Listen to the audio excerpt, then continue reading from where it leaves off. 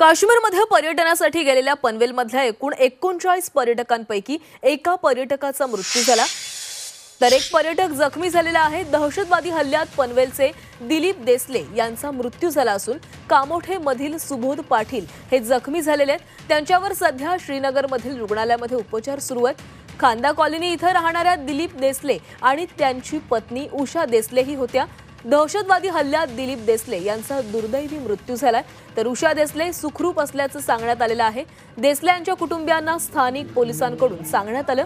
देसले कुटुंबातील 4 सदस्य बुधवारी जम्मू काश्मीर इथं मृतदेह ताब्यात घेण्यासाठी जाणार आहेत।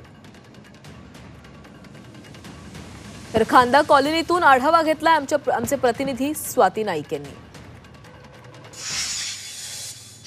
जम्मू काश्मीर येथे झालेल्या पर्यटन हल्ल्यामध्ये पनवेलमधील एका पर्यटकाचा मृत्यू झालेला आहे।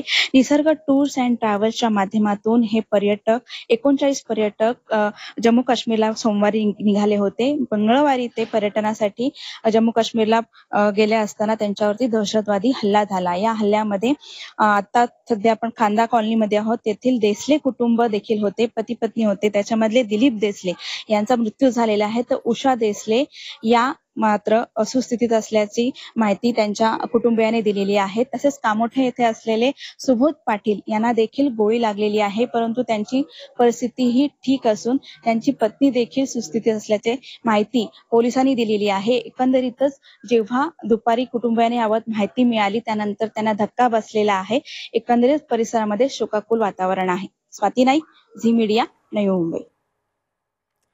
तर पनवेलच्या एका पर्यटकाचा मृत्यू झालेला आहे। पनवेलमधून एकूण 39 पर्यटक काश्मीर दौऱ्यावर गेलेले होते, सहलीसाठी गेलेले होते। मात्र याच वेळी हा दहशतवादी हल्ला झाला आणि या हल्ल्यामध्ये एका पर्यटकाचा मृत्यू झालेला आहे। जेके गव्हर्नमेंटकडनं किंवा सेंट्रल गव्हर्नमेंटकडनं काय फोन वगैरे काय आला नाही। मला बेसिकली न्यूज थ्रू कळालं की असं असं झालंय करून दुपारी।